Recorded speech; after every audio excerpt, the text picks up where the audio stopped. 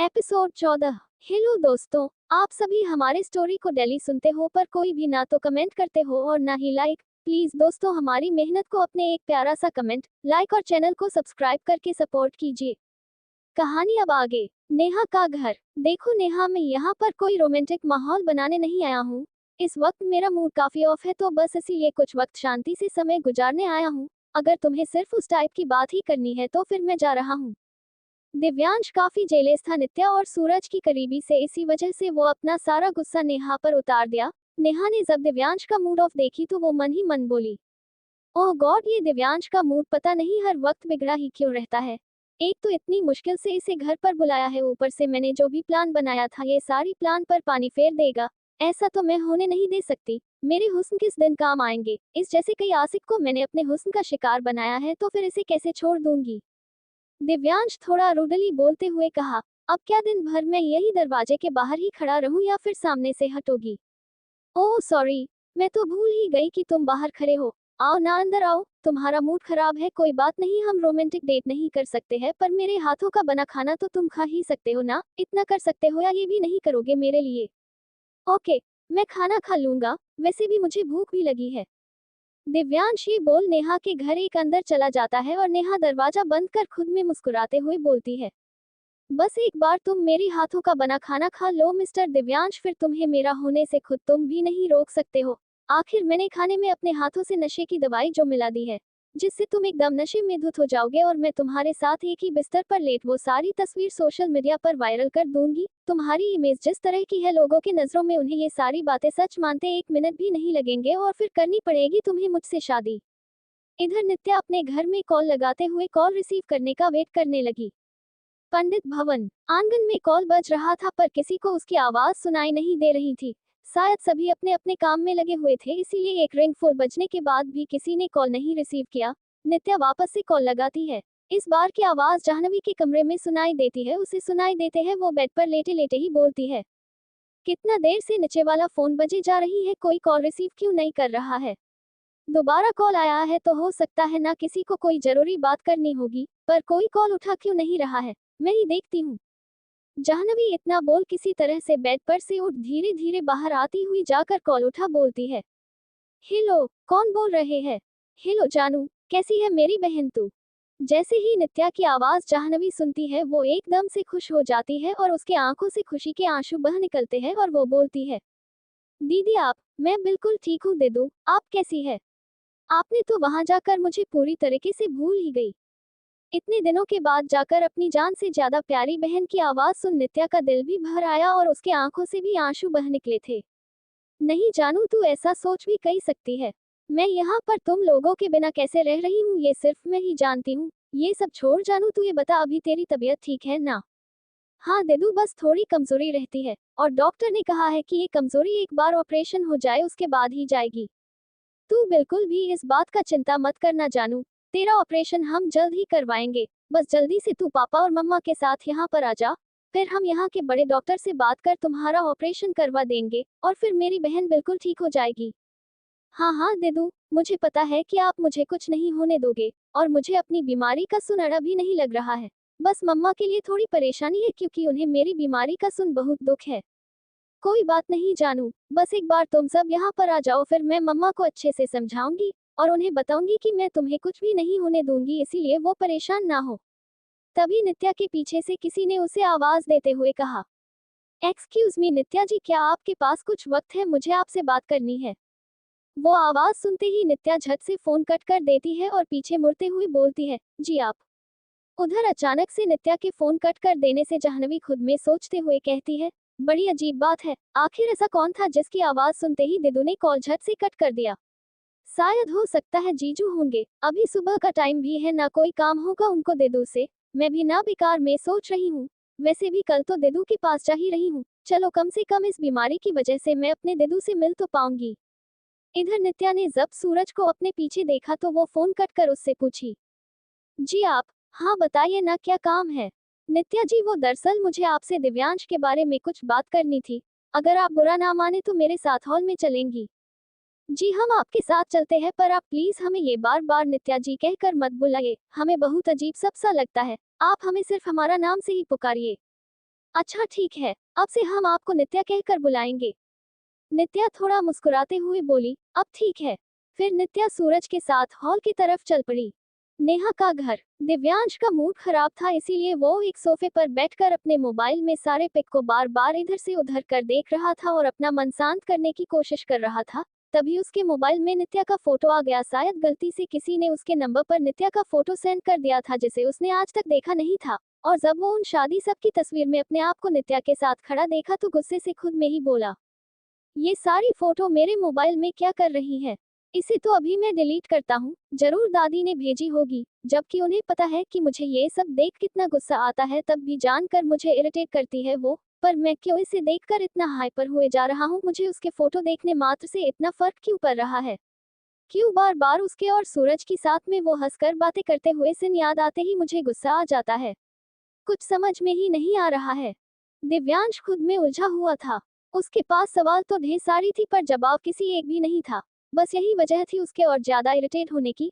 अभी वो खुद में इतना चिढ़ा हुआ था ही कि तभी पीछे से नेहा एक रेड कलर की बहुत ही शॉर्ट ड्रेस पहन अपने हाथ में एक ट्रे लिए उसके उसके थोड़ा पीछे ही खड़ी हो गई। और जब उसने दिव्यांश के मोबाइल में नित्या की फोटो उसके साथ शादी के जोड़े में देखी तो वो मन में बोली, तो ये लड़की दिव्यांश के घर की नौकरानी नहीं बल्कि उसकी बीवी है। पर मुझे ये बात सुन जरा सी भी शौक नहीं लगी मिस्टर दिव्यांश राजपूत, क्योंकि मैं ये बात पहले ही भांप चुकी थी कि हो ना हो वो तुम्हारी बीवी ही है। पर अच्छा ही है जो तुमने उसे अभी तक अपनाया नहीं है, क्योंकि आज के बाद तुम्हें मुझसे जो शादी करनी पड़ेगी वो भी सब रिपोर्टर्स के सामने, तब जाकर होगी तुम्हारी शादी असली मायनों में। मुझे ना ही तुम में कोई इंटरेस्ट है और ना जी तुम्हारे बीवी बनने में। ये सब तो मैं बस उस नाम को पाने के लिए कर रही हूँ जो तुम्हारे पास है, और तुमसे शादी करने के बाद विरासत में मुझे वो नाम मिल जाएगा जिसके बाद मैं जो चाहूँ पा सकती हूँ। बरेली शहर, पंडित भवन।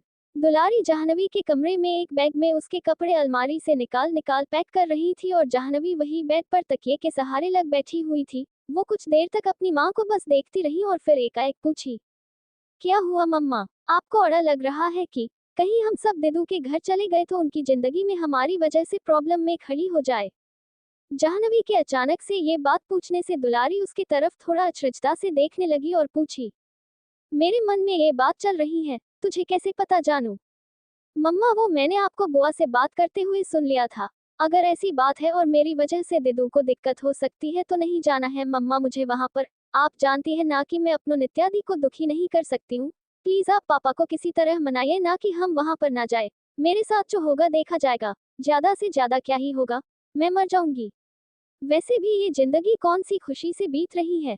जाह्नवी थोड़ा बचपना में ये बात बोल दी जिसे सुन दुलारी उसके पास बैठते हुए उदास भरी आवाज में बोली, अभी तुमने क्या कहा बेटा?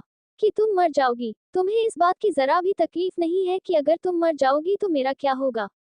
तुम्हारी मम्मा जो होने एक बेटी को दिल पर पत्थर रख विदा की है वो अब तुम्हारे लिए ही इस घर में जीती है। और अगर तुम्हें कुछ भी हो गया तो मैं भी जिंदा नहीं रह पाऊंगी। दुलारी ये बात बोलते बोलते रो पड़ी। उसे रोता देखा जाह्नवी झट से आगे बढ़ उनके गले से एकदम चिपक कर लग जाती है और एकदम मासूम आवाज में कहती है, मुझे माफ कर दो मम्मा। मैं भी ना सच में एकदम बेवकूफी हूँ, बस कद में बड़ी हो गई हूँ, अक्ल तो है ही नहीं। मैंने आपको अभी हॉट कर दिया ना अपनी बातों से। आप एक काम करो, आप मुझे सजा दो। क्या जानू तुझे मैं कभी कोई सजा दे सकती हूँ भला? पर बेटा आगे से ऐसा कभी मत कहना। मैं तुम दोनों के लिए ही तो जीती हूँ, तेरा भाई तो मुझे माँ समझता ही नहीं है। बस दिन भर बिगड़े लड़कों के साथ लगा रहता है इधर उधर घूमने में। मम्मा आप ऋषभ को लेकर इतना मत परेशान होइए। वो अभी थोड़ा छोटा है ना, और इस उम्र में ऐसा होता ही है। वो जल्द ही सब बात को समझेगा और आपको भी। इधर नित्या सूरज से पूछती है, आप क्या बात करना चाहते थे मुझसे? दिव्यांश जी के बारे में बोलिए। वो नित्या, मैं दरअसल, देखिए आप क्या कहने की कोशिश कर रहे हैं, मुझे आपकी कोई भी बात बिल्कुल भी समझ में नहीं आ रही है। आप साफ साफ बोलिए ना क्या बात है। देखिए नित्या, मैं आपको समझाना चाहता हूँ, भले ही किसी भी तरह पर अब आपकी शादी दिव्यांश से हो चुकी है, और इस नाते आप उसकी पत्नी हैं और आपका उस पर पूरा हक बनता है। सूरज ने जब ऐसा कहा तो नित्या उसके चेहरे को बड़े हो गौर से देखने लगी और आंखों में जैसे कई सवाल थे जो वो सूरज से पूछना चाह रही थी। उसे इस तरह से खुद को घूरते देख सूरज वो बात छोड़ पूछ पड़ा, नित्या आप मुझे इस तरह क्यों देख रही हैं? क्या हुआ? देख रही हूँ कि आप जो मुझे समझा रहे हैं, क्या आपको अपने दोस्त के बारे में कुछ पता नहीं है? या फिर आप सब जानते हुए मुझे ये सब टोंट मार रहे हैं? नित्या को लगा कि सूरज उसे टोंट मार रहा है, इसीलिए वो वैसा बोली, लेकिन उसकी बातों को सुन सूरज झट बोल पड़ा, नहीं नहीं नित्या, आप मेरी बातों को गलत समझ रही हैं। मेरा बिल्कुल भी इरादा आपको दुख पहुंचाने का या फिर ताने मारने का नहीं है। मैं बस आपसे एक मदद चाहता हूँ, अपने दोस्त की खातिर। मुझसे मदद, वो भी दिव्यांश जी के लिए। मैं भला उनके लिए क्या कर सकती हूँ, वो तो खुद इतने बड़े शख्सियत है। उनको किस चीज की कमी है? हाँ बिल्कुल सही कहा आपने, वो एक नाम है जिसके आगे पीछे पूरी दुनिया दीवानी है। और उसे किसी चीज की कमी भी नहीं है, पर सबके नजरों में ये दुनिया उस दिव्यांश राजपूत को जानती है जिसे सबने टीवी पर देखा है, फिल्मों में डायलॉग बोलते सुना है। पर असल में दिव्यांश कैसा है ये कोई भी नहीं जानता है सिवाय मेरे। इधर नेहा अपने आप का बाल थोड़ा सीधे कर लटकते मटकते हुए हाथ में ट्रे लिए दिव्यांश के सामने आ खड़ी हो जाती है और एकदम नाजुकता के साथ बोल्डनेस दिखाते हुए बोलती है, हेलो मिस्टर दिव्यांश, ये रही आपकी फेवरेट चिकन टिक्का जिसे मैंने खुद अपनी हाथों से खास आपके लिए बनाया है। और यह है आपकी कोल्ड कॉफी। नेहा ये बोल दिव्यांश के आगे झुक गई जिससे कि उसके सीना दिव्यांश को साफ साफ दिख रहा था और वो यही दिखाना भी चाह रही थी। कुछ देर तक तो दिव्यांश चुप रहा, लेकिन फिर वो अपनी नजरें दूसरी तरफ करते हुए बोला, नेहा ये तुमने किस तरह की ड्रेस पहनी हुई है, जाकर कोई ढंग कर कपड़ा पहन कर आओ। नेहा दिव्यांश की बात सुन बड़ा ही अचंभित हो गई और एक पल को हैरान हो मन ही मन बोली, अरे ये क्या, ये वही दिव्यांश है ना जिसे लड़कियों को शॉर्ट ड्रेस में देखना पसंद था। आज इसे क्या हो गया है? एक क्यों पहले मुझे अच्छे से देख भी नहीं रहा है, ऊपर से मुझे ड्रेस चेंज करने के लिए बोल रहा है। ये बात सोच नेहा जैसे ही दिव्यांश से कुछ पूछने वाली होती है तभी दिव्यांश उसे बोल पड़ता है, देखो नेहा, मैं समझ रहा हूँ कि तुम इस वक्त क्या चाह रही हो और ये बात मैंने तुम्हें पहले ही बता दी है कि तुम जो चाह रही हो वो नहीं होने वाला है। पर क्यों नहीं दिव्यांश, तुम ऐसे कब से हो गए? तुम तो खुद लड़कियों के साथ रात गुजारते थे ना, तो अब क्या हो गया? मैं भी तुम्हारे साथ खास पल बिताना चाहती हूँ, तो फिर तुम मुझे मना कैसे कर सकते हो? अगर तुम्हें मुझ में कोई इंटरेस्ट ही नहीं था तो फिर मेरे साथ इतने टाइम से सिर्फ टाइम पास कर रहे थे। देखो नेहा, तुम्हें जो समझना है वो समझ सकती हो। और एक बात और, ये मेरे सामने आवाज ऊंची करने की जरूरत नहीं है। तुम मेरी दोस्त हो इसीलिए मैं एक बार बर्दाश्त कर गया, पर आइंदा मैं ये बर्दाश्त नहीं करूंगा। ये बात तुम भी अच्छे से जानती हो कि मुझे अपने सामने दूसरे की ऊंची आवाज बिल्कुल भी पसंद नहीं है। और हाँ, मेरी मर्जी है कि मैं किसके साथ रात बिताता हूँ और किसके साथ नहीं। तुम मेरे पीछे पीछे घूम रही हो ना कि मैं तुम्हें बहला रहा हूँ, समझी? मुझे लगता है बेकार कर दिया मैं यहाँ पर आकर। यहाँ पर भी मेरे दिमाग को शांति नहीं मिलने वाली है। दिव्यांश नेहा से गुस्सा हो वहां से चला जाता है। उसके जाने के बाद नेहा अपने हाथ में पकड़े ट्रे को जोर से जमीन पर फेंकते हुए गुस्से से चीखते हुए बोलती है, आह है, तुम मेरे साथ ऐसा नहीं कर सकते हो दिव्यांश, मैं तुम्हें अपने हाथों से नहीं जाने दे सकती हूँ। जब घी सीधे तरीके से नहीं निकलती है तो उंगली तो थोड़ा टेढ़ा करना पड़ जाता है। अब मैं भी वही करूंगी तुम्हारे साथ, चाहे ऐसे या फिर वैसे, जिस भी तरीके से तुम्हें हासिल कर सकती हूँ मैं वो सब करूंगी। आखिर तुम्हारे नाम के सहारे तो मैं इस फिल्मी इंडस्ट्री में वो मुकाम पा सकती हूँ जिसका मैंने सपना देखा है। मैं अपने सपने को यूं बर्बाद नहीं होने दे सकती हूँ। इधर जाह्नवी, दुलारी, पंडित जी और उसका बेटा ऋषभ सभी बरेली स्टेशन पहुंच चुके थे। अभी ट्रेन आने में लगभग आधा घंटा बाकी था, इसीलिए ऋषभ पंडित जी से बोला। इधर सूरज नित्या को क्या समझाने की कोशिश कर रहा था। नित्या समझ नहीं पा रही थी, इसीलिए वो उससे बोली, देखिए सूरज जी, आप हमें जो समझाना या फिर बताना चाह रहे हैं अपने दोस्त के बारे में, हम आपकी बात को समझ नहीं पा रहे हैं। क्या आप थोड़ा सीधे तरीके से बताएंगे कि आप कहना क्या चाहते हैं? देखिए नित्या, पहली बात तो आप भी हमें जी मत कहा कीजिए। हमें थोड़ा अजीब लगता है, जैसे मानो हम कितने उम्रदराज है। और हाँ, मैं आपको समझाना चाहता हूँ कि भले ही किसी भी तरीके से आप दोनों की शादी हुई हो, पर अब आप देवू की पत्नी है और ये बात ना तो आप और ना ही वो झूठला सकता है। और इस नाते आपको अब उस पर अपना हक जताना होगा। मेरा मतलब है कि को कब कहाँ जाता है, क्यों जाता है, ये सब तुम्हें पता होना चाहिए ना। सूरज की बात सुन नित्या को हंसी आ गई और वो हंसते हुए ही बोली, क्या बोल रहे हैं ये आप सूरज? शायद आप हमारी शादी में नहीं थे, या फिर आपको ये शादी की असलियत ही नहीं पता है। क्योंकि अगर आप ये सब जानते तो फिर आप मुझे ऐसा नहीं समझाते।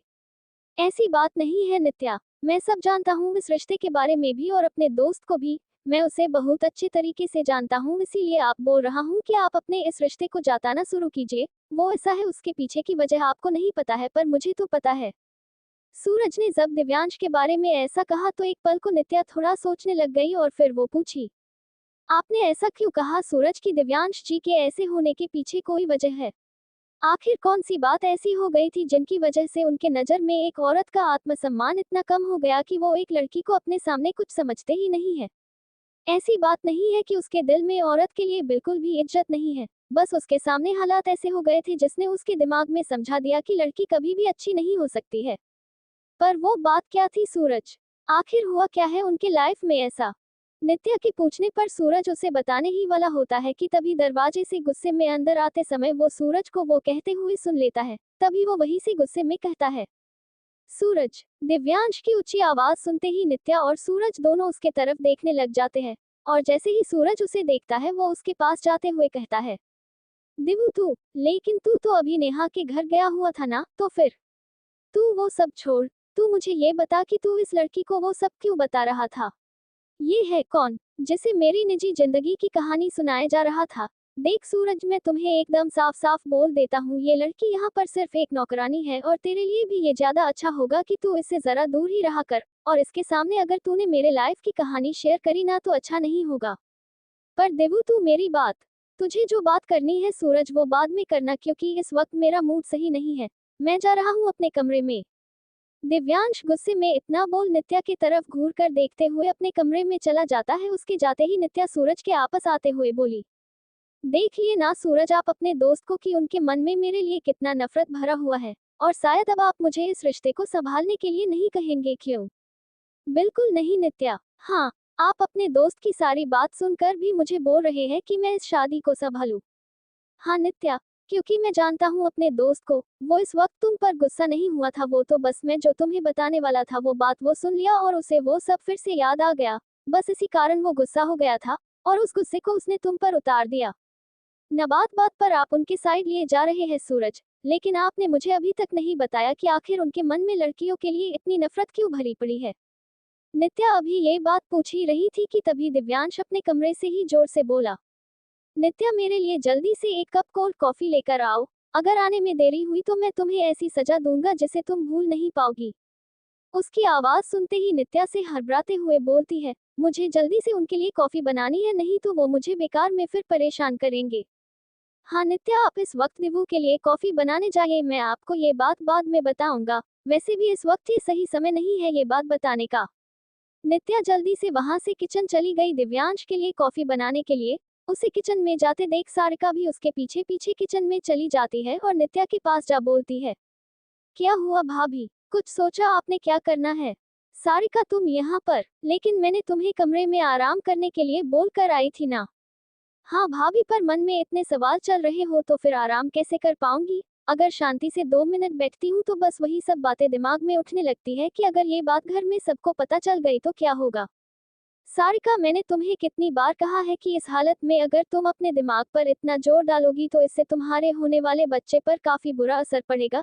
इसीलिए अब तुम ये सारी बातें सोचना बंद करो और चुपचाप अपने कमरे में जाकर आराम करो, मैं सब संभाल लूंगी।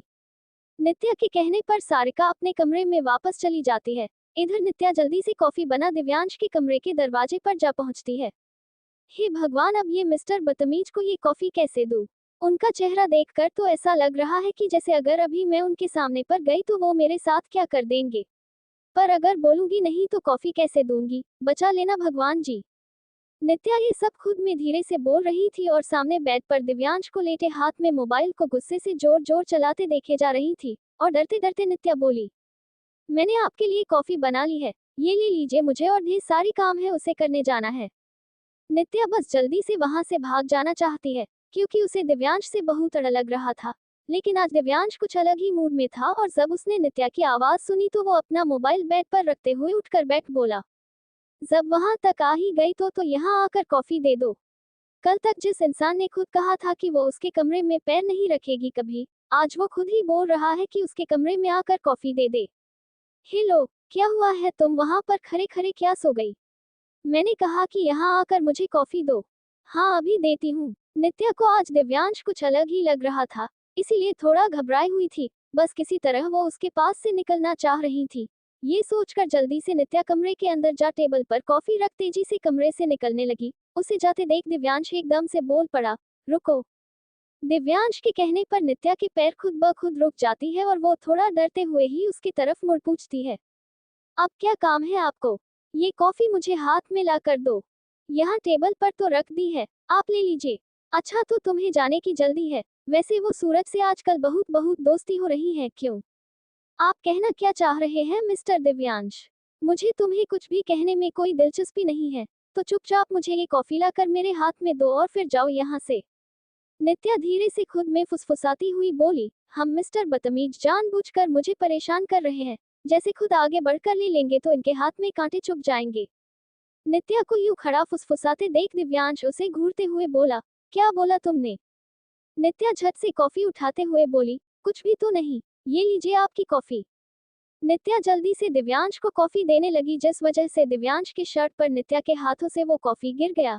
जैसे ही कॉफी उसकी शर्ट पर गिरा, नित्या एकदम से अड़क के मारे दिव्यांश के चेहरे को अपनी आंखें फाड़ फाड़ कर देखने लगी और मन ही मन बोली, हे भोलेनाथ, ये क्या हो गया मुझसे? इन खड़ूस की शर्ट पर आपने मेरे हाथों कॉफी गिरवा दी, अब तो ये मुझे नहीं छोड़ने वाले। कुछ देर चुप रहने के बाद दिव्यांश एकाएक बोल पड़ा, ये क्या कर दिया तुमने? मेरे इतने फेवरेट शर्ट पर तुमने कॉफी गिरा दी। यू सॉरी सॉरी, वो मैंने जानबूझकर नहीं गिराई है, प्लीज मुझे माफ कर दीजिए, मैं अभी इसे साफ कर देती हूँ और आपके लिए दूसरी कॉफी बनाकर लाती हूँ। नित्या झट से वहां पर रखे एक रुमाल को उठा जल्दी जल्दी दिव्यांश के शर्ट पर से वो कॉफी पोंछने लगी, और जब उसे लगा कि अब कॉफी उसके शर्ट पर से साफ हो ही गई है लगभग, तो वो जल्दी से ये बोल वहां से जाने लगी कि वो अभी दूसरी कॉफी बनाकर लाती है। वो जाने ही वाली होती है कि तभी दिव्यांश पीछे से झट से लपक कर उसके साड़ी का पल्लू पकड़ लेता है, जिससे नित्या अचानक से खुद को खींचा हुआ फील करती है, इसीलिए वो पीछे मुड़ देखने लग जाती है। ये क्या कर रहे हैं आप मिस्टर दिव्यांश? दोस्तों, आज के इस एपिसोड में बस यही तक। आगे की कहानी को हम अगले एपिसोड में सुनेंगे।